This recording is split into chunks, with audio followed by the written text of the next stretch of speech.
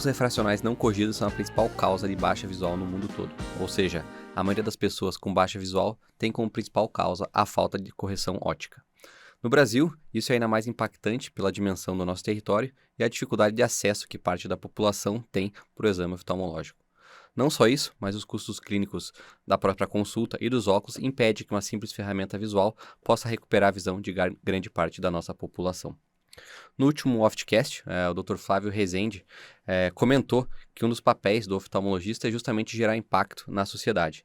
E pensando nisso, a gente convidou hoje o Ralph Tuenges, ele que não é oftalmologista, mas tem 3 graduações de peso no seu currículo e uma visão extremamente empreendedora para falar um pouquinho da sua história e da ONG Renovatio, que foi uma ONG fundada por ele, Ralph.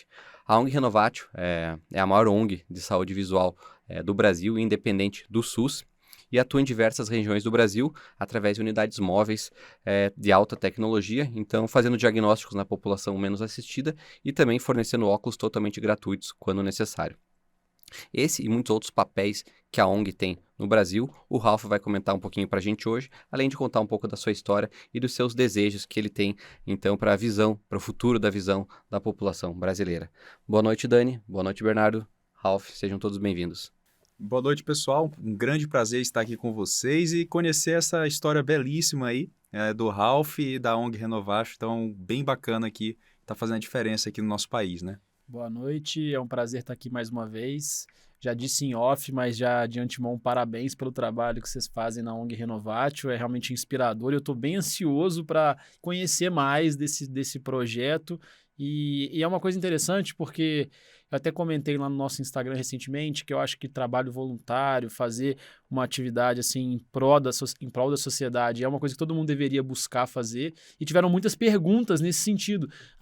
Cita algumas ONGs aí e tudo mais. Aí eu conheci a Renovatio, conhecia Médicos da Floresta, citei lá e tudo mais. O pessoal, não, fala mais, explica melhor. Então, nada melhor do que trazer o fundador da maior ONG aí de saúde oftalmológica para explicar como que a pessoa pode contribuir, se existe alguma forma de participar.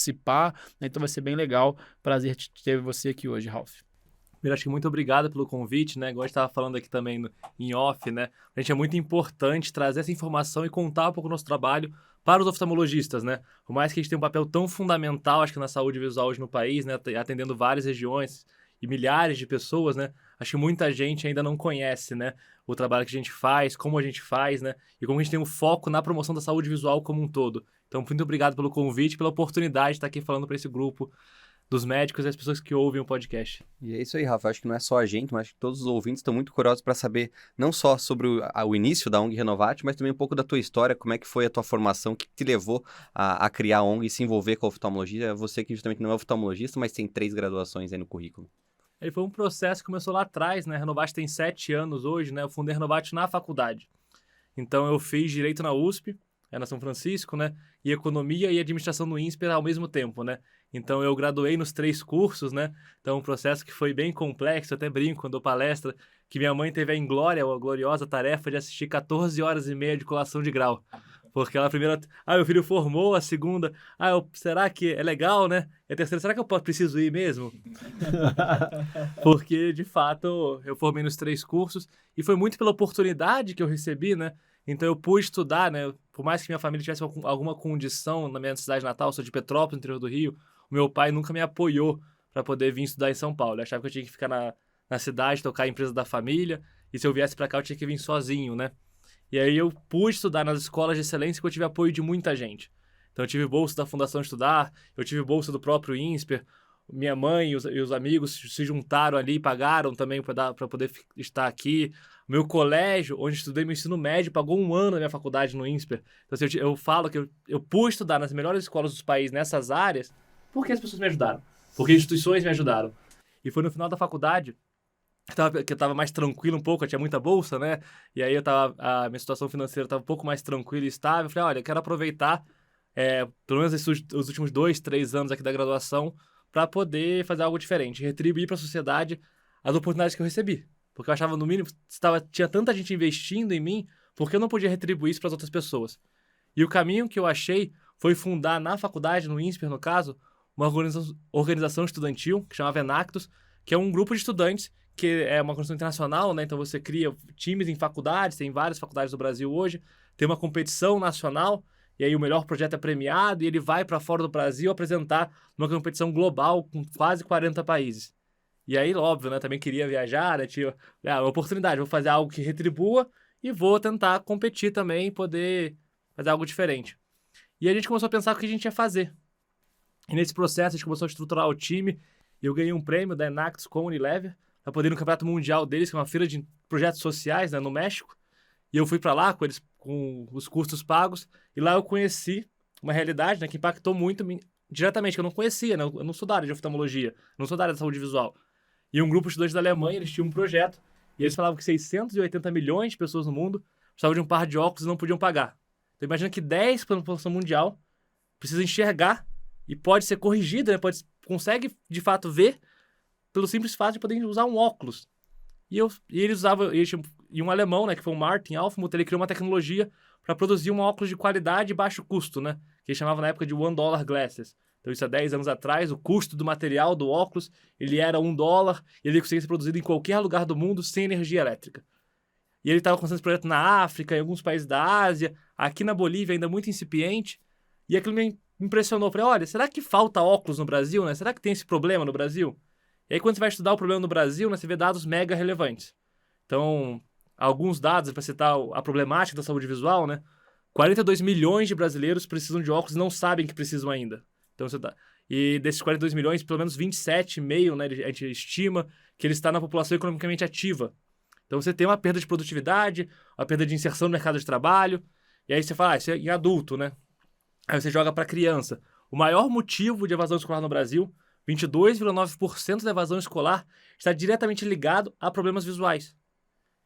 Então, a maior causa de evasão escolar de criança que deixa a escola está ligada a problemas de visão. Então, você pode ter a melhor escola pública do mundo, com o melhor professor do mundo. Se a criança não enxerga, ela não aprende. 85% do aprendizado é pelos olhos. E o Brasil tem um pódio que é não glorioso, né? A gente tem a terceira maior taxa de evasão escolar entre os 100 países com maior IDH, é 24,3%. Então, quando a gente viu esses dados, a gente falou, nossa, a gente precisa de uma solução disso no Brasil. A gente precisa, de alguma maneira, atuar nisso, né? E aí a gente entrou em contato com o pessoal da Alemanha, e a gente brinca, né, que eles foram loucos igual a gente era um grupo de estudante universitário que queria fazer algo diferente, e eles toparam o desafio. E a gente foi muito doido mesmo, acho que é bom contar, porque foi aquele empreendedorismo raiz da faculdade, né? A gente mandou um e-mail para eles falaram, nossa, a gente também quer expandir para o Brasil, acho que o Brasil é um país importante, e o que vocês precisam é captar 33 mil euros. Aí eu falei, beleza, tranquilo, né? Tô na Fundação Estudar, tô no INSPER, são lugares de elite, né? Fundação Estudar, para quem não conhece, é a fundação do Jorge Paulo, do Beto, do Marcel, ganhei bolsa deles para poder estudar, né? Então, falei, deve ser tranquilo captar isso. E quando você vê que não é... E eu mandei e-mail pra eles, falei, fica tranquilo, podem vir, é 12 de maio, porque na época de 2014 isso, e é uma data que a gente podia, vocês podem vir que a gente tem o dinheiro. E alemão é uma pessoa que confia nas pessoas. E por que maio? Junho de 2014, o que era? Copa do Mundo. Eles compraram ingresso pro 7x1, eles compraram ingresso pra Salvador, compraram ingresso pra... Pelo menos eles ganharam a Copa. E aí a gente marcou pra eles virem pra cá, e quando eles pousaram aqui, a gente não tinha 33 mil euros, a gente tinha 3 mil reais. E eles ficaram meio chocados e tal, mas a gente vai resolver. E aí foi muita vontade daquele grupo de fazer acontecer. A gente ia pra Paulista, a gente ia pro Parque do Povo, a gente ia pra Faria Lima com bombom, e a gente abordava as pessoas e falava, olha, você compraria um bombom por 20 reais, um sonho de valsa? Aí a pessoa tomava um susto. E se eu for mudar um sonho de uma criança? E, cara, todo dia a gente voltava pra faculdade com 2, com 3 mil reais. E até que uma vez a gente abordou com a pessoa do Bank of America, lá na Faria Lima, a gente contou um pouco do projeto. E aí ele entendeu a importância, ele viu que era um grupo de estudantes do INSPER também, então tinha uma ligação também com a instituição financeira, e ele aportou os 33 mil euros. E aí começou a Renovatio, né? A gente produzia um óculos de grau de baixo custo. Na época, a gente empregava mão de obra vulnerável, morador de rua, refugiado, na produção desse óculos localmente no Brasil. E com a tecnologia desse pessoal da Alemanha. Da Alemanha. E só fazer uma pausa. Por que o nome Renovatio? Na verdade, a missão da Renovatio original, né? Quando a gente fez a concepção lá atrás, né? E até falo, o nome não é tão bom, né? Mas aí a gente já criou um tamanho. A missão da Renovatio era reinserir pessoas em vulnerabilidade na sociedade. Então, a renovar a autonomia das pessoas. Então, morador de rua, pessoas de comunidade, refugiado. E a gente desenhou que era um modelo, né? Que essa pessoa trabalharia durante o dia, estudaria à noite, faria programas culturais ao final de semana, para poder renovar sua habilidade cognitiva, liberdade de escolha e poder se reinserir socialmente. E ela faria trabalhando numa atividade econômica que gerasse renda para ela e causasse também um impacto por si só. Era um conceito de duplo impacto. E a gente achou nisso a produção do óculos. Mas aí a gente depois, a Renovatio explodiu na parte de saúde, no óculos, né? E aí a gente teve que tomar uma decisão, aí pode até falar um pouco depois, o que a gente ia fazer. E aí a causa da Renovatio se tornou a saúde visual, né? A gente meio que teve que uma escolha, porque a gente não consegue fazer tudo, não consegue abraçar todos os problemas do mundo, né? E a gente tomou a escolha de terceirizar essa parte da produção e, de fato, focar no que a gente estava crescendo, que era a saúde visual. Mas o nome lá atrás, ele foi desenhado por causa desse trabalho de reinserir socialmente as pessoas. Entendi. E aí lá em 2014, então, vocês fundaram ali, começaram com essa parte de reinserção dos pessoas vulneráveis e eles produziam óculos. E quando que mudou essa chave para vocês passarem a fazer atendimentos oftalmológicos e levar saúde visual para a população? Foi quando a gente começou a produzir óculos, depois eu descobri que eu precisava de uma pessoa para fazer isso, que era o oftalmologista. Então não adiantava nada eu ter só o óculos se eu não tivesse outro lado da moeda, que é o médico, né? E a gente começou a entender que a gente também tinha que fazer parte dessa solução, porque não tem acesso, né? A gente pode falar dos dados da prevalência da oftalmologia, da distribuição geográfica, mas existe uma carência gigantesca de acesso para a oftalmologia, tanto no Sistema Único de Saúde, mas como um acesso geral populacional, né? E a gente viu que não adiantava nada eu ter um óculos se eu não pudesse também prover outro atendimento, porque eu não conseguia nem dar vazão para os óculos que a gente produzia, né? Então a gente começou a produzir bastante. Aí a gente explodiu na mídia, porque a gente tinha um óculos de grau de baixo custo, a gente começou a captar recurso, falar com várias empresas parceiras, mas eu precisava completar o circuito, porque não é nem completar, né? É começar o circuito para poder depois entregar, no caso, a solução para o óculos. E esses 33 mil euros vocês usaram para trazer essa tecnologia que produzia o óculos de baixo custo? Isso, esses 33 mil euros, na verdade, é o treinamento, né? Era a primeira máquina de produção, a gente estruturou a primeira unidade produtiva, né? E aí depois a gente captou vários outros recursos para poder tocar o projeto e crescer. E aí em que ano que vocês começaram a prover o atendimento oftalmológico já de ponta a ponta, desde o diagnóstico até essa entrega desse óculos? Foi quando que vocês começaram a conseguir fazer isso? Foi logo em 2014 mesmo, né? Porque mesmo. A gente percebeu que não adiantava ter só óculos. Uhum. Então a gente começou logo já a entender que esse processo ele precisava acontecer. Óbvio, no começo foi muito incipiente, né? A gente fez algumas parcerias, a gente conseguiu trazer alguns médicos voluntários, pegava equipamento emprestado, mas depois a gente foi vendo a importância, na verdade, hoje até o óculos é um pedaço secundário desse processo, né? Uhum. A gente sabe que a oftalmologia, a promoção da saúde visual de ponta a ponta, ela é a causa da Renovatio. E a gente tem que entregar a solução para aquele paciente, sendo o óculos ou sendo também o terciário, facilitar o acesso desse paciente ao terciário, né? E como é que vocês sabem, vocês mapearam o Brasil para saber onde seriam as áreas mais carentes para atuar? Porque nem eu comentei no início ali, vocês hoje já dispõem de unidades móveis de alta tecnologia. Não sei se no começo foi assim também. Talvez fosse uma quantidade menor de unidades. E como é que foi para alocar esses recursos e regiões aí? Primeiro, a gente nem tinha ideia que a Renovatio ia se tornar o que ia se tornar, né? Então a gente estava na faculdade, a gente queria fazer um projeto de faculdade para poder, eventualmente, competir num prêmio e depois aquilo tomar um tamanho, mas a gente não pensou que a gente ia atender 250 mil pessoas lá atrás. A gente tinha uma visão que a gente ia fazer alguns atendimentos em comunidades e tudo, e isso depois ia continuar, mas nunca ia tomar a proporção que tomou, né? Então, no começo, né, foi um processo muito, até louco, né? A primeira unidade nossa, é até legal contar, né? Porque eu gosto de falar um pouco também, principalmente quando tá falando com gente que tá até na faculdade, tá estudando, como foi o começo, né? Porque contar hoje é mais fácil, né? Mas o começo lá atrás foi a primeira unidade, a gente precisa montar uma unidade móvel, porque a gente precisa, eu não consigo ficar levando consultório, tem todo um trabalho. A gente estava desenhando esse plano e a gente foi, desde o começo, a gente foi muito midiático, né? O INSPER ajudou muito, que é a faculdade, ela botou a assessoria de imprensa deles à disposição da gente. E aí um dia eu tava na faculdade, o telefone toca, era uma empresa, falou, olha, a gente captou um recurso do BNDES e a gente tem que fazer uma doação. E quando uma empresa capta mais de 100 milhões no BNDES, ela é obrigada, por lei, a destinar 0,5% para poder fazer causa social. E era Atento, que é um call center espanhol. E a gente ia fazer essa doação para uma empresa, uma das ONGs grandes, e a gente pensou aqui na nossa reunião de diretoria que seria legal ser protagonista em algo novo. O que vocês fariam com esse recurso? Eu falei, nossa, eu posso pensar, desenhar um projeto? Na época, qual era a ordem de grandeza? 600 mil reais. Pra gente que era estudante na faculdade, é um recurso bem relevante. Aí eu falei, não, eu tô na reunião de diretoria agora, me dá o que você vai fazer. Eu falei, olha, a gente tem um sonho de construir um ônibus oftalmológico.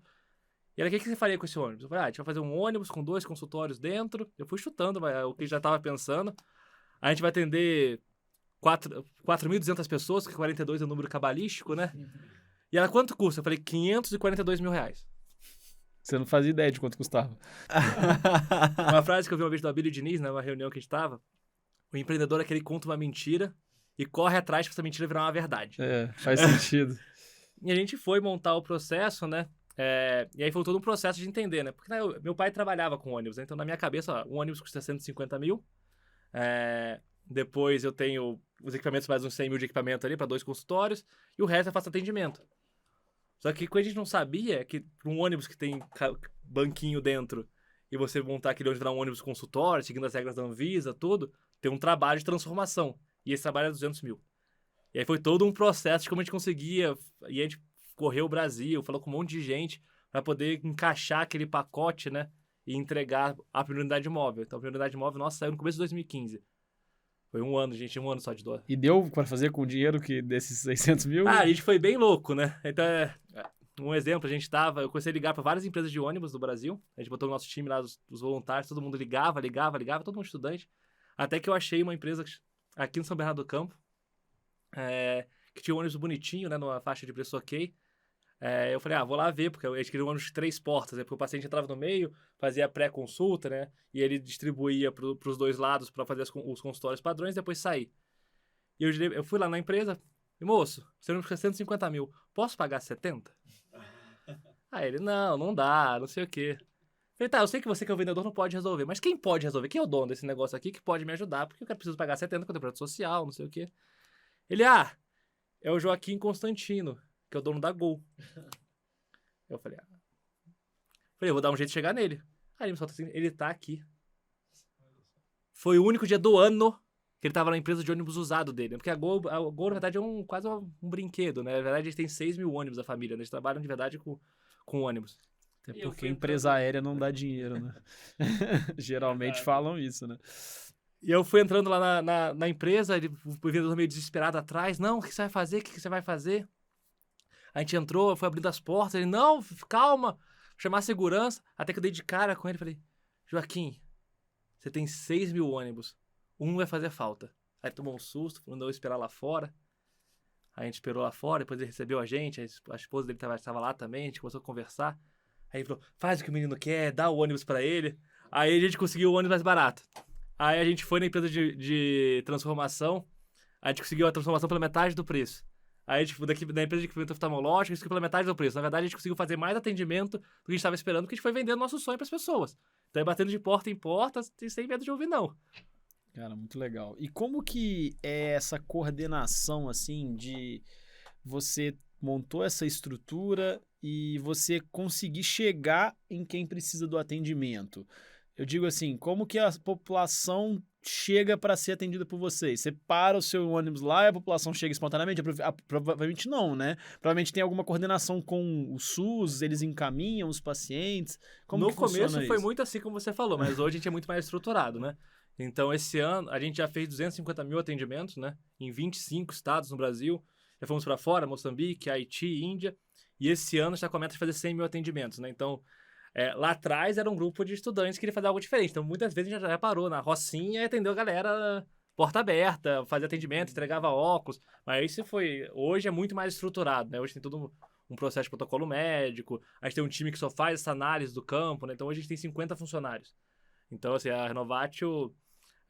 eu tenho 50 pessoas que trabalham pra gente full time, com salário pago todo mês, que entregam essa estrutura, esse atendimento na ponta. Então tem todo um trabalho de Incluindo entender... médicos ou não? Não, sem contar médico. O médico, na verdade, a gente tem a Bruna, que é a nossa diretora médica, que ela trabalha fixo, né? A gente vai até falar um pouco depois como foi esse papel da transformação, eu acho, de uma organização que tinha um foco lá atrás para óculos, para uma organização de promoção de saúde visual. Mas a gente tem 50 pessoas que são técnicos, que é pessoa de logística, que é agente de captação, que de fato fica montando a estrutura. E Ralph, uma dúvida que eu fiquei curioso aqui. Só para a gente fazer uma comparação, começou em 2014. Eu queria que você me dissesse os números da primeira ação que vocês fizeram. Você se recorda como que foi a primeira ação?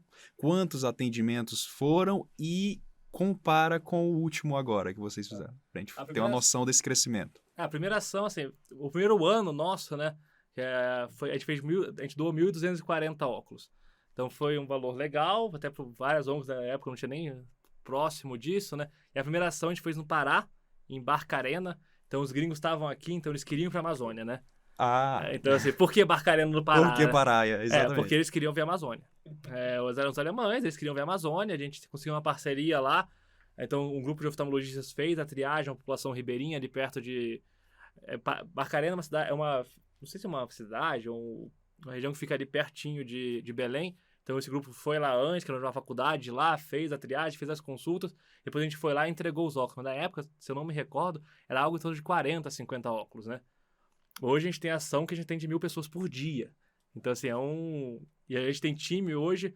Eu tenho 4 times hoje no campo em lugares diferentes, né? Eu tenho um time hoje tá em Altamira, no Pará. A gente tem um time na Bahia. Estou com um time no Tocantins. Um time em Brasília e um time em Campo Grande. Então, na verdade, hoje estou com 5 ações simultâneas acontecendo no Brasil ao mesmo tempo. E você tem quantas unidades móveis hoje em dia? A gente hoje tem 3 unidades, né? A gente tem o primeiro ônibus, que a gente comprou lá em 2015. Esse ônibus tem 2 consultórios. A gente tem uma carreta que agora era uma carreta grande, agora virou a nossa carreta pequena. Que quando ela abre para os 2 lados, ela levanta sozinha, ela abre para os 2 lados. E ali eu consigo fazer até 5 consultórios. E a gente tem uma carreta com a Mercedes, né, que a gente fala que é a mais moderna unidade móvel oftalmológica do país, que ela abre, ela fica com 100 metros quadrados, né? Lá dentro tem toda uma estrutura de um centro diagnóstico completo. Dentro da carreta tem OCT, a gente tem Pentacam, a gente tem microscópio especular, eu tenho toda a estrutura para poder fazer um atendimento já pré-cirúrgico daquele paciente, e a gente também tem 15 consultórios móveis, né? São consultórios que eu coloco dentro de uma mala e eu consigo montar esse consultório dentro de uma escola, dentro de um lugar diferente. Então aí eu consigo, numa aldeia indígena, eu não levo uma carreta, né? Não consigo chegar um ônibus numa aldeia indígena, não consigo chegar um ônibus no meio do Amazonas. E a gente leva consultórios móveis que a gente desenvolveu uma metodologia, eu consigo dentro de malas de 23 quilos, conseguir montar um consultório completo, né? Não, eu queria saber, que a gente estava comentando até antes aqui, a questão dos recursos, né? Você falou que o primeiro recurso você conseguiu lá com o Bank of America, depois você conseguiu esse recurso de doação de uma empresa espanhola. E hoje em dia, quem que financia esses projetos? De onde vem a maioria dos recursos? Você já falou que a Mercedes fez uma doação provavelmente bem grande aí para vocês, mas conta pra gente um pouco desse funding, assim, da empresa. Os nossos primeiros 220 mil atendimentos, a gente fez 100% com recurso privado. Então, doação de grandes empresas. E aí, eu acho que eu sempre gosto de ressaltar empresas fora da área de oftalmologia, né? E por que isso é importante? Porque a gente está trazendo a causa da saúde visual para outros setores da economia. Então, a gente não recebeu são empresas de outras áreas completamente diferentes que entenderam a causa da saúde visual e apoiaram a gente. Então a gente tem desde os operadores de saúde, né? Unimed, Sul América, banco, já teve o apoio de Santander, o próprio Bank of America, a XP, Sky. Então dá para citar uma série de... Via Varejo, Unilever, dá para citar uma série de empresas que já apoiaram nossas ações, né? E aí cada empresa desenha o seu projeto específico também, né? Então a gente tem um trabalho muito diferente com cada empresa. A gente faz um trabalho a 4 mãos. Então, por exemplo, a gente fez uma parceria com a Sky, né? Com recurso que era da Fundação AT&T. E a gente desenhou um projeto para atender 100% da rede pública municipal de ensino de Jaguariúna. Por que Jaguariúna? Porque a Sky tem lá o seu centro de broadcasting, né? Então, na prática, também eu estava atendendo os filhos dos funcionários. Então, eles abraçaram uma cidade, mas a cidade também tinha algum interesse para eles, né? De retribuir o impacto da cidade que apoia eles. E a gente foi lá, atendeu 100% das crianças, são 14 escolas, a gente foi de escola em escola com ônibus, triou 100% das crianças, fez a consulta que elas precisavam e viabilizou o óculos que elas precisavam. Então, cada empresa, cada projeto, né, a gente desenha específico para cada empresa e a gente conseguiu já fazer 220 mil atendimentos com recurso que a gente fala que é o dinheiro bom, né? É do bolso bom. Porque não é recurso de Lei Rouanet, não é recurso de Pronas, nenhuma dessa lei de incentivo. Não tem abatimento de imposto, né? A empresa faz isso porque está recebendo abatimento de imposto de renda. Não. É 100% daquele recurso que ela não tem imposto, porque a gente não dá... Eu não faço cultura, né? A gente faz um negócio que não tem um incentivo fiscal hoje. Então, é aquele recurso do caixa mesmo que ela quer fazer algo diferente. E aí, de um ano para cá também, a gente tem um processo, né, que é importante. a gente gera muita ciência nesse processo, né? Então a gente tem a nossa diretora médica, que é a doutora Bruna, né? Que acho que ela foi fellow lá com o Flávio, né? Então, ela já até falou aqui com vocês também. A gente mudou um processo, isso é um processo que a gente vem mudando nos últimos 3, 4 anos, de pensar saúde visual, né? Então lá no começo a gente ia para Amazonas, a gente ia para as ações, e a gente entregava o óculos, mas a gente via que um percentual daquelas pessoas, a gente não resolvia o problema. Então a gente resolvia um pedaço, e um pedaço, glaucoma. E aí, tá bom, a pessoa ficava lá com glaucoma. Catarata, coisa cirúrgica. Eu quero outra coisa, né? E aí uma ação que foi muito importante pra gente, em 2018, a gente executou uma ação em parceria com a OneSight, que é uma outra ONG alemã, uma parceria com a OneSight, que é uma ONG americana, e a gente zerou a fila do SUS de Barretos, 16 municípios. É a maior ação hoje global, cientificamente registrada, né? Então, foi mais de 6 mil atendimentos em 8 dias, e a Bruna desenhou um estudo científico, né, que até ganhou o prêmio Varilux na época, que era um estudo epidemiológico da fila do SUS. Então, ali, o que é a fila do SUS, né? Porque a fila do SUS, às vezes, está lá misturado. A pessoa que tem um descolamento de retina com a pessoa que precisa de uma refração. O paciente com glaucoma avançado com a pessoa que precisa de refração. E a gente viu que 84% da fila eram problemas refracionais. Eu resolvo com óculos e o paciente está liberado. E 16% tinha uma patologia. Então, desses 16%, metade era catarata, aí depois você tinha glaucoma, você tinha problema de retina. E se a gente conseguisse triar essa fila, eu consigo dar uma solução para o setor público que é mais eficiente. Porque eu consigo, de fato, tirar quem precisa da fila, que é o grosso, né, resolver rápido, e, de fato, entregar a solução da patologia também já separada, né, o joio do trigo. Porque, eu vou mandar para o cara de córnea uma coisa, vou mandar para o retinólogo outra coisa. E com base nesses dados, né, a gente conseguiu sentar também com o setor público, né, conversar com parlamentares, sentar com os ministérios e falar, olha, eu tenho uma solução para o seu problema, eu sou razoavelmente mais eficiente do que você é hoje, eu tenho dados que você, inclusive, nem o próprio ministério tinha na época, e a gente começou também a tomar a decisão que foi difícil para mim, porque assim, eu era meio contra trabalhar com recurso público, de fazer alguns pilotos de usar recurso público. Então, nesse ano, a gente fechou alguns projetos, sempre com base em evidência, né, sendo totalmente apartidário. A gente falou com parlamentar de esquerda, parlamentar de direita, falou, olha, a gente tem uma solução para um problema, e a gente consegue resolver. E a gente começou a fazer um piloto de tentar trabalhar também com esse recurso, sempre com muita transparência, né, e entregando... E a grande vantagem da Renovat, diferente de outras ONGs, e eu falo isso para todo mundo quando eu vou para Brasília, eu não preciso do recurso público, né? Então, no dia 1 de janeiro, eu tenho 100% do salário do meu time pago até o dia 31/12. Então, assim, a gente sempre trabalha com o orçamento do ano anterior, né? Para poder entregar o ano seguinte. Isso Então, não sei se você pode abrir isso pra gente, mas está com um time de 50 pessoas. Quanto que é o orçamento anual da ONG Renovat, mais ou menos, hoje 10 em dia? milhões de reais. Muito legal, cara. E isso só para pagar salário ou para tudo? Tudo, né? Legal. A gente tem hoje uma média geral em torno de 10 milhões de reais. E eu ia perguntar justamente no aspecto mais assim, vocês fazem o atendimento mais, então, querendo não clínico, e quando existe uma complicação, catarata, um glaucoma, uma retina, esse montante está ficando com o SUS, vocês fazem um encaminhamento para o SUS ou tem médicos especialistas ali que vocês... Então, na verdade, nesse trabalho que a Bruna fez, né, a gente desenhou todo um protocolo clínico de atendimento, né? Então, a gente fala assim, a gente tem que fazer a promoção da saúde visual. Então, hoje, o paciente, ele chega, acho que é sempre legal, a gente faz quase um McDonald's da oftalmologia, né? Então, o paciente chega, ele vai fazer a acuidade visual, depois ele vai fazer a refração subjetiva, né, o autorrefrator, e aí tem um protocolo, a gente dilata 100% dos pacientes, né? Abaixo de 18 anos, ele volta, faz de novo a refração subjetiva.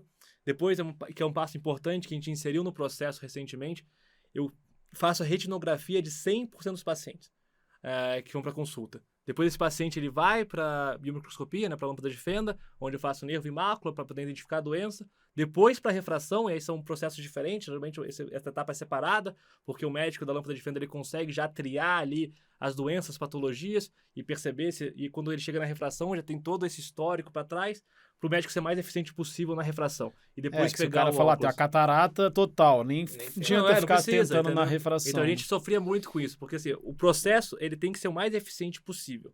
Para poder, e a gente cronometra 100% dos tempos desse processo. Então, eu sei ali quanto tempo tem que demorar aquele paciente na fila, e é tudo cronometrado para poder o médico ser o mais eficiente possível, porque ele é o maior custo hoje. Então, o nosso médico não é voluntário, que acho que eu ia perguntar isso também. então, assim, o médico é o maior custo hoje. Então a gente tem que deixar o processo para ele o mais fluido possível, para ele ter a melhor condição de trabalho possível. Então a ficha chega lá pronta para ele, a gente foi desenhando vários modelos, a gente testou vários sistemas, como eu consigo jogar informação para ele poder, bater o olho, olhar e conseguir fazer o atendimento mais rápido possível. E aí, se a gente identifica uma patologia, hoje, né, quando a gente vai para algum lugar, eu nunca vou sozinho, né, eu nunca vou a relento do poder público, né? Então a gente sempre fala com o Secretaria de Saúde local, com os prestadores locais, e a gente fala, olha, eu vou fazer esse atendimento aqui, a gente tem o recurso, não custa, a gente nunca recebe recurso do estado ou do município. Então, o recurso nosso é ou da empresa ou do governo federal. Então, a gente não tem hoje recursos locais, né? Sim. Então, assim, ó, eu vou fazer esse atendimento e eu vou resolver um problema para você. Porque eu vou entregar o óculos e aí a doença, eu vou dividir ela em o que é catarata, o que é glaucoma, o que é retina. E, sendo bem sincero, pro prestador que faz o SUS, a catarata, o glaucoma é superavitário. Dá dinheiro. Não dá dinheiro para fazer a consulta primária ou ambulatório lá que paga R$10 no SUS. Mas a patologia, ela é superavitária para o prestador. Então, para o prestador e para o serviço, é bom que eu mando para ele o paciente já prontinho. Catarata N3, fazer isso. A gente manda com todo o processo de como encaminhar aquele paciente. E agora está com um processo que a gente está construindo agora para acompanhar esse paciente e garantir também que ele foi atendido. Então, a gente estava no Amazonas, mês passado, em maio, a gente atendeu em 2 municípios, né? Foram quase 3.000 atendimentos em 10 dias, Manacapuru e Itacoatiara. Em Itacoatiara, a gente chegou lá com uma criança com uma perfuração ocular, com 6 dias de perfuração. Então, assim, ela tinha ainda prognóstico de ser resolvido o problema. A gente conseguiu, no mesmo dia, regular esse paciente em vaga zero, porque a Secretaria de Saúde do município estava parceira na ação. Esse paciente foi encaminhado num táxi, né, num carro, para Manaus, e ele foi operado no mesmo dia. Aí foi a primeira complicação. A gente pegou 3 melanomas que a gente conseguiu encaminhar para Manaus também. E aí depois, na segunda cidade, que foi na Capuru, primeiro dia de atendimento, chegou uma senhora com oftalmite. Ela falou, tô com dor no olho. Aí eu falei, como você tá com dor no olho? Aí a Bruna também tava lá, ela falou, endoftalmite, V0, vaga zero, né, que é a vaga de urgência máxima. Chamamos o secretário de saúde lá, aí nos casos, chamamos a prefeitura, falou, gente, tem que ir para Manaus, e tem que ir hoje. E aí o paciente foi regulado, entrou em vaga zero e foi para Manaus e foi operado também. E essa questão dos óculos, você leva um monte de óculos pronto já em várias dioptrias, você já sabe mais ou menos a média ali, quantos de tal grau, ou como que faz essa... A gente já tem bastante estatística, né? Então a gente é muito baseado em evidência, né? Então desde quando a gente começou lá atrás da Renovat, a gente sempre pensou que a gente tinha que usar os dados ao nosso favor. Porque como que eu capto dinheiro de uma empresa privada que não entende nada de oftalmologia? Eu mostro para eles os dados. A gente consegue entregar esse resultado. Então a gente é muito matemático nesse sentido, a gente sempre foi muito baseado em evidência desde o começo, porque as empresas continuam apostando na Renovatio, porque depois que eles fazem o projeto, eu entrego um mega relatório para eles, como foi investido o recurso, como foi o resultado da ação, aonde foi entregue os óculos. A gente faz todo um relatório muito bem feito para prestar contas também daquele recurso que aquela empresa me doou. Então, como a gente gera dado, eu sei mais ou menos o que vai sair ali de óculos. Então a gente hoje tem os óculos que hoje a gente chama Good Vision Glasses, né, que é o óculos da antiga $1, eles mudaram de novo, porque assim, há 10 anos atrás custava $1, hoje não custa mais, né, porque teve inflação e tem tudo. E as pessoas produzem, né. Então ali eu tenho as lentes prontas de mais 10 a menos 10 esféricas. Então, o paciente precisa do óculos esférico, até miopia, hipermetropia, presbiopia, e ele consegue sair com o óculos na hora. Então, em casa, se a gente faz muito atendimento indígena, muito atendimento lá com muito atendimento indígena, com especialistas de saúde, lugares de difícil acesso, a gente foca 100%, conversa com o médico, você consegue fazer um equivalente esférico máximo possível, porque a logística reversa é impossível, eu não consigo fazer o óculos normal, né, porque a gente também trabalha com acetato, né, hoje a gente inclusive recebe doações de armações de várias, inclusive Rede de Ótica, Gran Vision hoje apoia, a própria Chili Beans, as LZs, são várias empresas que doam muita armação pra gente, e a gente produz a lente de normal, tradicional no laboratório, mas em casos onde eu consigo viabilizar a logística reversa. Então lá na estação que a gente fez agora no Amazonas, eram 2 cidades, então lá eu tinha logística, então cerca de 45% foi os óculos que eu montei na hora, mais 60%, ali 55%, os óculos foram depois, porque eles foram para o laboratório aqui em São Paulo, a gente tem uma parceria muito grande com a Optiview, que é um laboratório daqui, a gente tem um preço muito diferenciado, e eu consegui entregar esse óculos na ponta depois de volta. Se não me engano, indígena tem muito astigmatismo, eu acho. Mas quando você fala em terra indígena, quando você fala o interior do Amazonas, a gente vai com o avião da FAB na comunidade ribeirinha. Aí não tem jeito, aí tem que buscar o máximo equivalente esférico possível, dar o óculos que é entre aquilo e nada, Sim, é melhor dar a solução, mas a gente tenta, assim, o máximo, a gente quer dar a melhor qualidade de visão pro paciente. Então, se eu tenho a opção de voltar, a gente vai dar o óculos perfeito pro paciente. Aí é uma decisão lá, de custo-benefício. Não tem como voltar, e aí vamos tentar o máximo ali o que dá pra fazer. E nenhum paciente paga para ser atendido. Legal. E mesmo quando, né, vocês tentam priorizar lugares mais remotos, assim, igual terras indígenas e tudo mais, ou mesmo lugares dentro, se bem que você já falou, né, que tem centros, igual, qual que era a cidade que você falou? Barretos, né? Então acho que é mais onde a população está desassistida e tá carente de atendimento, a fila do SUS está grande, vocês fazem estudos identificando isso e vão promover É isso que eu ia ações. complementar. Vocês têm um cronograma inicial no ano, assim, que a gente vai passar aqui esse mês, ou como é que é? Não é inicial no ano, muda muito, né? Então a gente vive o caos, a gente brinca que é o caos perfeito, né?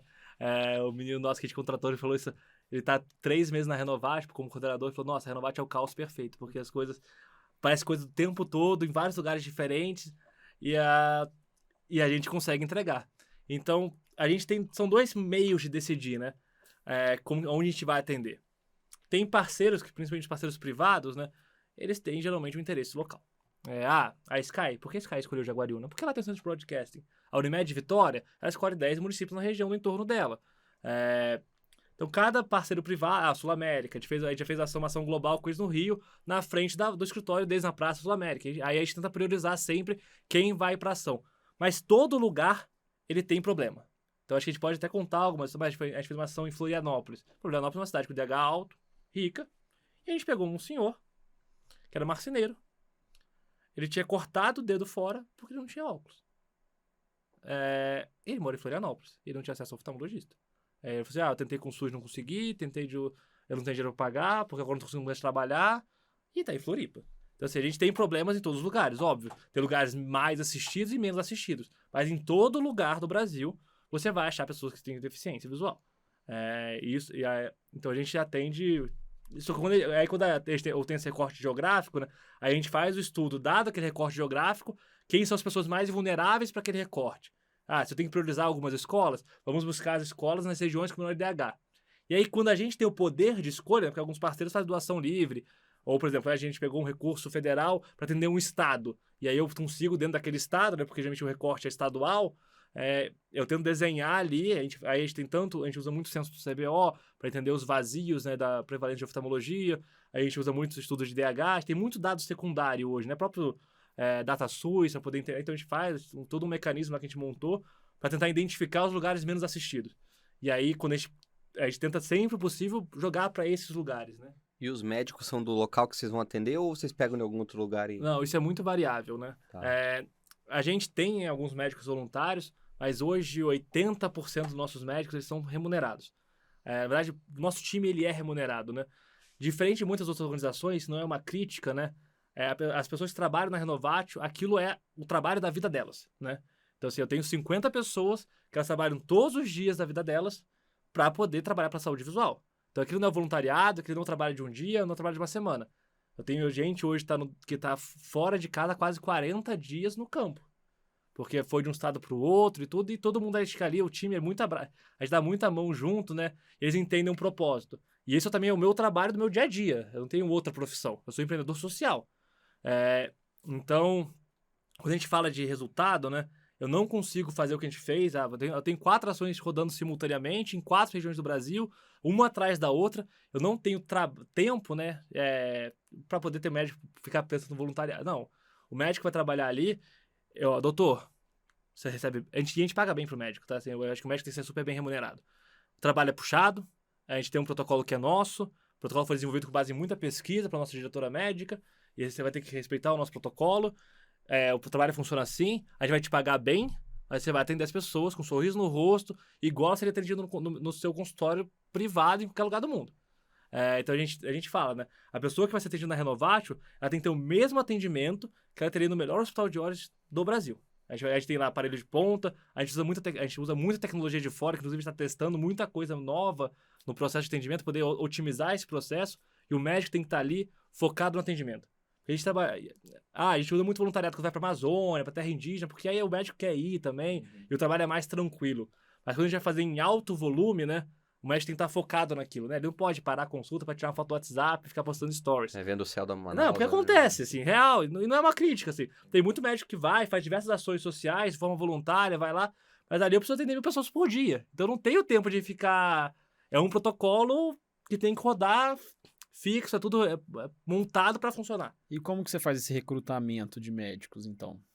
Ele é um trabalho, é muito pergunta do local, né? A gente tem vários médicos que já são parceiros que trabalham com a gente, né? Já passaram pela Renovatio quase 400 oftalmologistas. Então, o número, se pensar que tem 21 mil no Brasil, né? Então, esse é um número bem relevante. Então, a gente já tem os médicos que a gente fala, mas a gente tem até no nosso Instagram e nosso site uma base, né? E a gente tenta soltar para essa base quando tem uma oportunidade. E a gente também tenta sempre buscar no local.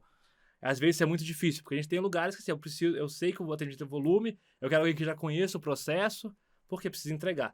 Então a gente foi até engraçado, a gente estava até no Tocantins agora, recentemente, né? E a gente recebeu quase 1.000 denúncias no CRM.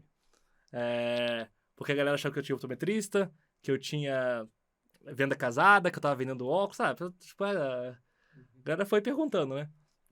E aí o CRM foi lá fiscalizar, a gente foi super aberto, né? A gente até visitou o pessoal lá. Olha, não, isso aqui... E a gente tinha 100% das coisas que precisava. Aí ele até falou assim, nossa, esse processo, eu retinografo 100% dos pacientes, né? É retinógrafo portátil? A gente usa portátil, a gente tem o retinógrafo da Centerville também, que não é tão portátil. Então a gente está testando várias coisas diferentes, porque eu quero garantir que esse paciente não vai... Nenhuma doença vai passar por aquele processo. Ele falou, nossa, isso aqui nem... Tem clínica aqui que não tem tudo isso que vocês têm. Eu tenho o refrator atópico, eu tenho o aparelho de... Aí ele falou assim, aí a pessoa do fiscal lá do... Tem uma coisa que vocês não vão ter. Caixa de manutenção preventiva de equipamento. Eu falei, não, tá aqui, pum. Aí ele ficou super aberto. E aí agora a gente começou a fazer uma parceria pra gente poder também recrutar os médicos locais. Todos os nossos médicos lá tinham o visto provisório do CRM para poder atuar na região. Que é uma coisa importante também, né? Então todo mundo... A gente faz o processo para poder tirar também o CRM provisório para poder estar atuando no estado. E vocês têm prontuário de todos esses pacientes? Como que é o prontuário? Então, o prontuário hoje ele ainda é no papel, o que é um desafio, né? Porque a gente não identificou um modelo ainda. A gente testou vários prontuários de mercado, né? Mas nada foi feito porque a gente faz. Essa é a verdade, porque assim, é feito um modelo de consultório. Eu tenho um mecanismo que ele é um fluxo contínuo de atendimento. Então, nada que está pronto no mercado a gente usa. E nada foi mais eficiente que o papel, né? Porque assim, cada segundo conta. Então a gente fala assim, cada minuto do médico, se o médico demorar 1 minuto a mais na consulta, eu estou perdendo quanto tempo? Quantas consultas eu estou perdendo no dia? Então a gente otimizou o papel hoje, a gente guarda, a gente escaneia tudo, que no final do dia é um prontuário médico, né, um documento legal. Mas a gente está desenvolvendo hoje, a gente fechou uma parceria muito importante agora, para desenvolver um prontuário proprietário nosso, que ele identifica as necessidades que a gente tem. Porque a gente sabe que o nosso processo é diferente, então não adianta pegar nada que está pronto. Então hoje a gente está desenvolvendo a partir, acho que no final do ano a gente vai estar rodando com ele, e com base e focado em gerar dado para poder gerar ciência, né? Uma coisa que eu achei muito legal é isso, cara, de todo mundo ser remunerado, porque isso com certeza traz mais dedicação e traz mais empenho e alinhamento mesmo, né? A pessoa tá ali, é o trabalho dela. Se fosse uma coisa igual você falou, voluntário, só tivesse voluntário, o cara passa uma semana lá, ele não sabe nada da empresa, não sabe nada não é empresa, né? Da ONG, ele não sabe nada da organização. E ele não, o projeto não ia ter essa eficiência se não fosse uma organização mesmo, como se fosse uma empresa, só que sem fins lucrativos, acredito eu, mas todo mundo que tá lá tem que ser remunerado pelo trabalho que faz, senão você não estaria aí anos e anos dedicando para isso, você teria que ter outra profissão e tudo mais. Então eu acho que isso é legal da galera entender, né, que dá para fazer empreendedorismo, fazer o bem, causar impacto, ser remunerado para isso, que é a coisa mais justa do mundo. A gente brinca, né, no time, amor não paga boleto. Então, assim, o nosso time lá, ele recebe salários de mercado. Eu tenho um desafio gigantesco. Eu quero resolver o excludente cenário de saúde visual no Brasil. E eu só faço isso com gente boa. Então, eu tirei nosso diretor financeiro de uma grande empresa. Nosso diretor de marketing, eu tô trazendo ele do Rio pro Paraná para poder que ele saia de uma agência de publicidade grande de lá. A gente traz gente do mercado e paga salário do mercado. Porque a pessoa pode trabalhar numa grande empresa, talvez numa multinacional de cigarro, e ganhar um salário estratosférico, né? E a pessoa não pode ter e não é tão que eu ganho o salário do CEO da empresa de cigarro, né? Mas ganhar um salário relevante causando impacto social. Acho que é muito mais digno que isso. Então, o nosso time, ele recebe salário de mercado para poder trabalhar na função que ele faz. Inclusive, às vezes até... E a gente busca trazer as melhores pessoas. Porque a gente fala muito isso, né? E isso, às vezes, é um pouco até polêmico, né? Às vezes é mais fácil eu pegar uma pessoa boa, jogar ela no campo e ela entender o impacto e se apaixonar pela causa, do que pegar uma pessoa meio abraçar, vou salvar o mundo e ensinar ela uma planilha do Excel. E ensinar ela a trabalhar. Então, assim, a gente quer gente boa. E aí, o impacto, ele faz parte do processo, né? Então, a gente contratou recentemente uma advogada. Foi agora em abril, foi até engraçado, né? E todo mundo tem que ir pro campo, né? 100% das pessoas que trabalham na Renovatio, antes deles começarem a trabalhar o trabalho tradicional deles, que era jurídico, né? Trabalho numa parte burocrata. Todo mundo tem que ir pro campo. Aí eu liguei pra ela, era 1º de abril que ela começava, e era 1º de abril real, né? Falei, você tem que ir pro Tocantins. Ela trabalha em Brasília. Falei, pega um ônibus hoje à noite pra Palmas. Você tá brincando, 1º de abril, né? Falei, não, até é 1º de abril, mas não é 1º de abril de verdade. É de verdade. Era o primeiro dia de trabalho dela. Ela pegou um ônibus. O ônibus quebrou na estrada. Nem um aviãozinho, pô. Não, porque tava muito caro. Era em cima da hora, né? Eu tive a ideia no dia, né? Aí eu falei, e tava R$3.000 a passagem. Eu falei, não, vamos pegar a pressa do comecinho, né? Vamos botar no negócio raiz que é advogado, mais tranquilo. Ela pegou o ônibus, foi pro Tocantins, passou 2 semanas no Tocantins, no interior do Tocantins, passando calor, tudo, pra agora voltar pro escritório e agora tá apaixonada. Aí, de vez em quando, deixa eu ir pra uma terra indígena. Agora tava em Altamira, no Pará, porque a gente pegou uma pessoa boa, a gente tirou essa pessoa do ministério, trabalhava no ministério, trabalhava em liderança do governo, porque a gente quer deixar o processo de trabalhar com o recurso público mais transparente possível, né? Então, vou tirar alguém da onde a pessoa trabalha, tá no outro lado, né?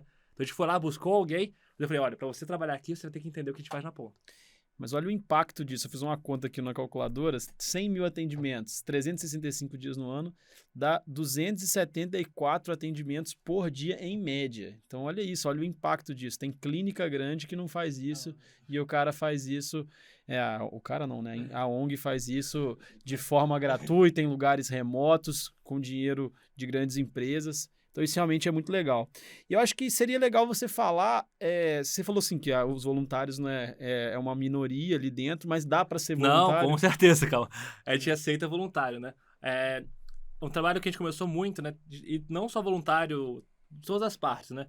O voluntário que a gente fala, ele não fica no dia da operação. Eu não vou dar para ele um desafio logístico que ele tem que ficar trabalhando todo dia, porque a gente já viu, ou na nossa experiência, tem os lugares que funciona, a nossa experiência não funcionou. Mas falando assim, dos nossos ouvintes são médicos, né? Então, como é que um voluntário médico poderia contribuir, assim? Qual que é o processo? A gente hoje tem um cadastro pelo site da Renovatio, né? Que é o www.renovatio.org.br.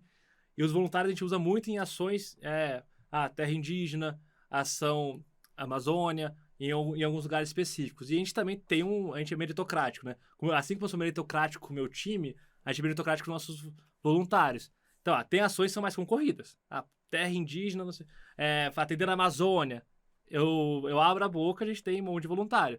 Então, o voluntário que foi pro Tocantins, por exemplo, atendendo num lugar que é mais raiz, a gente tenta dar o privilégio dele poder ter prioridade também nas escolhas.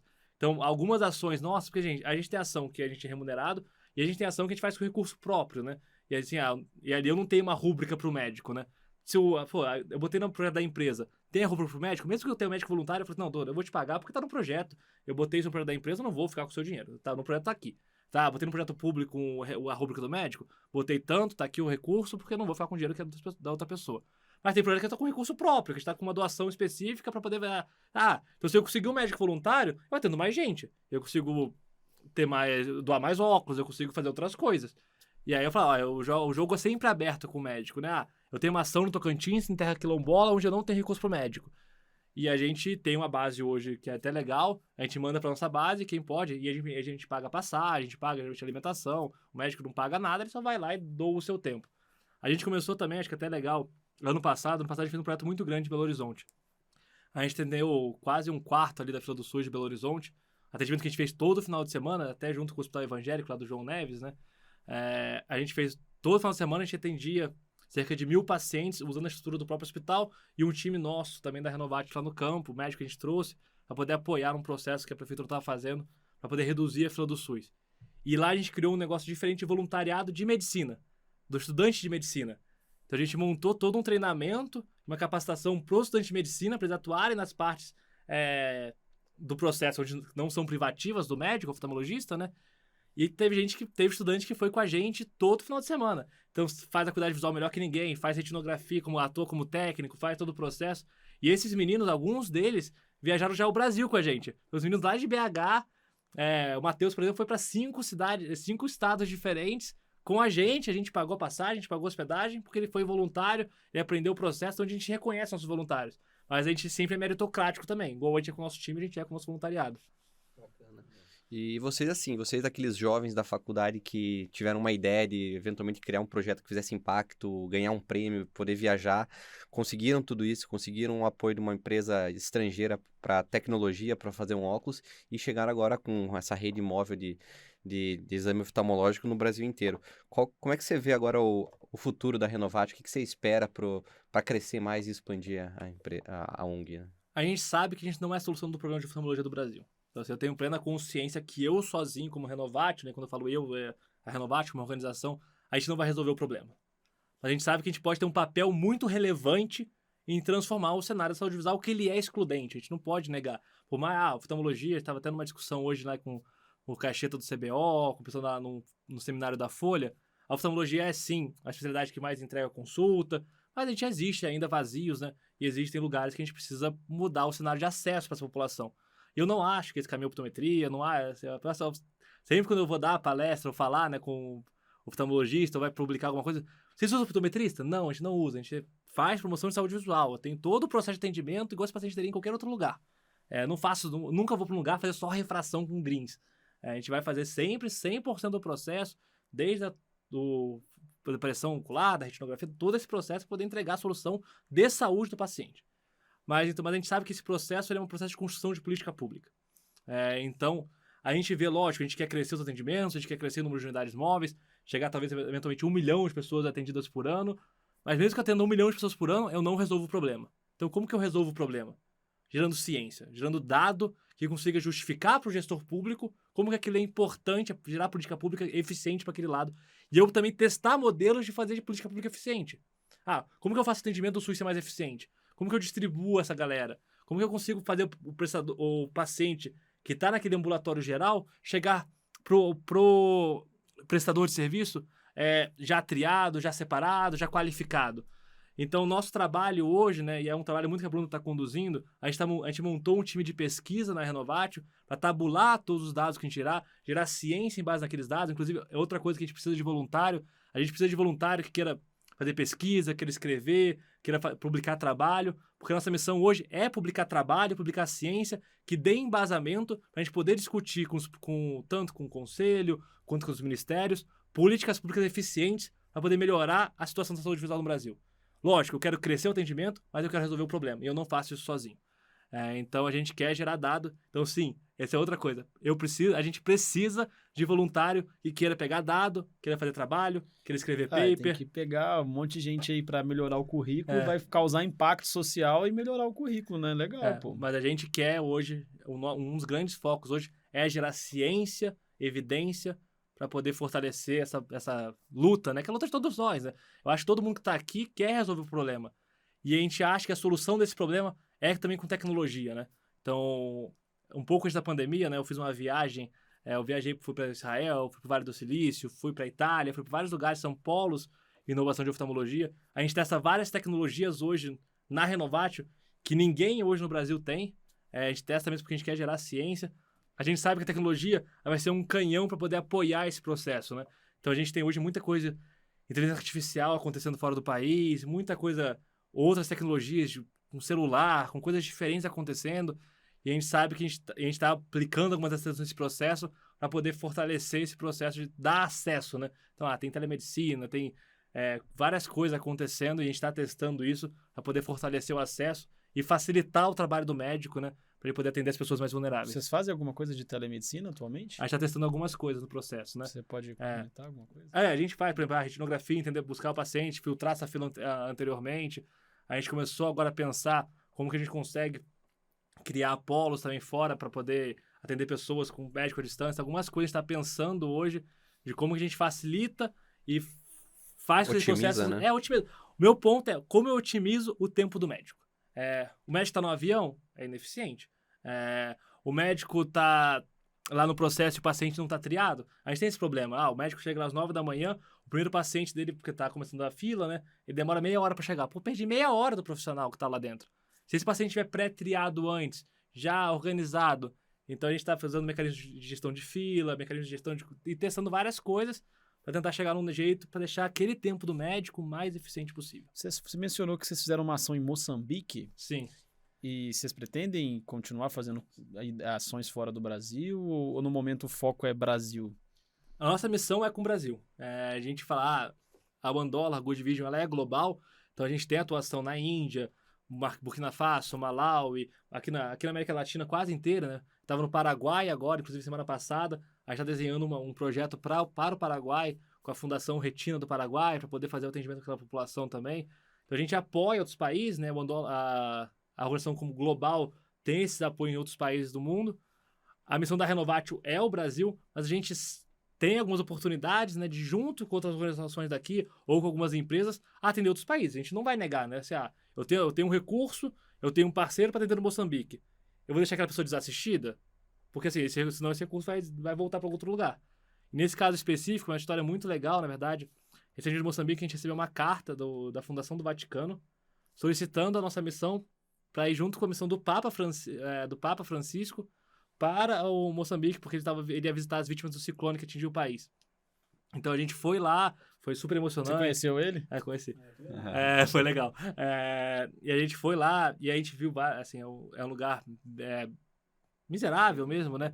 A gente viu, tinha uns casos lá que foi muito marcante pra gente. Tinha uma alta taxa de albinismo, né? Então a gente via essa população lá, e lá o albinismo ele é muito discriminado, né? Então as pessoas assassinam o albino, nossa, bem intenso. Então, tipo, viu uma família lá de 6 albinos, toda a família inteira era albina, e eles tinham medo de sair de casa. Então, a gente viu umas realidades bem complexas. Eu não fui especificamente, a gente foi pro Haiti também, aí foi o Pedro, nosso diretor de operações, ele foi para lá, e falou que foi uma situação, assim, foi o lugar mais, acho que complexo que ele viu, a criança comendo pedra. Assim, a gente quer ajudar as pessoas, né? Óbvio, a gente tem uma missão com o país, com o Brasil, mas a gente também não vai negar outra oportunidade. Então a gente tem alguns parceiros que querem levar a gente para outros lugares, e a gente vai para outros lugares quando assim, é um grupo de médico do Brasil, a gente vai levar o nosso time, nossa metodologia de atendimento para aquele lugar. Então eu vou manter o nosso protocolo clínico, eu vou manter o nosso oftalmologista fazendo o trabalho de ponta a ponta. Se eu puder fazer assim, a gente vai e a gente atende, mas assim, o foco é Brasil. Bacana.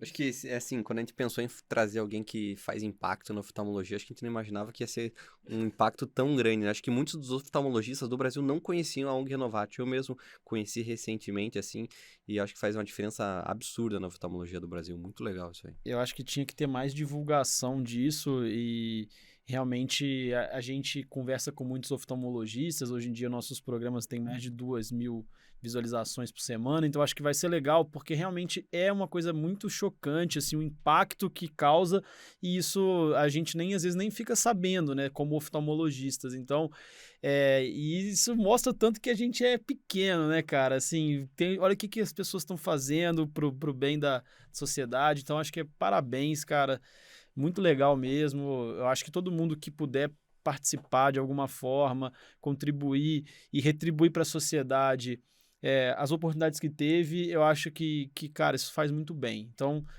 parabéns, sucesso, obrigado, né, pela participação. Eu acho que foi muito legal a conversa. Não, só para agradecer a oportunidade, porque a gente falou até um pouco antes da gente começar, né? A gente acabou sendo muito famoso, às vezes, até fora da oftalmologia, né? A gente ganhou diversos prêmios, né? Eu fui Forbes Under 30, chegou o prêmio Empreendedor Social do Ano, agora eu ganhei um prêmio da ONU, mas na área de oftalmologia, né? A gente ainda, mais que a Bruna foi lá, a gente ganhou o Varilux, a gente fez outras coisas na área de oftalmologia, a gente ainda quer aumentar o impacto e até a divulgação, né? Porque o médico é o grande parceiro nosso, né? Então, posso ter todo o recurso do mundo, posso ter várias empresas que querem apoiar. Se eu não tenho um médico que quer trabalhar, que quer apoiar, que quer fazer esse impacto junto com a gente, não funciona. Então, eu super agradeço a oportunidade de estar aqui, de falar com os médicos, né, os oftalmologistas, que eu sei que o impacto de vocês hoje é muito grande. Inclusive, parabéns pelo Oftocast. Eu já tinha ouvido falar bastante de vocês também, então super obrigado pela oportunidade. Valeu, muito obrigado. É isso aí, pessoal. Então, aproveitem, escutem no Spotify, vejam no YouTube. E é isso, semana Se que vem. inscrevam no nosso canal do YouTube, Sim. sigam ali no Spotify, para você não perder os conteúdos novos, não é isso, Stefano? É. O Stefano não tá ouvindo, mas é isso. E sigam a ONG Renovate também. Sigam a ONG no Renovate Instagram, nas no redes YouTube, sociais. nas redes sociais. Isso E aí. entra no nosso site, se cadastra lá para ser voluntário. Show de bola, pessoal. Um abraço. E valeu.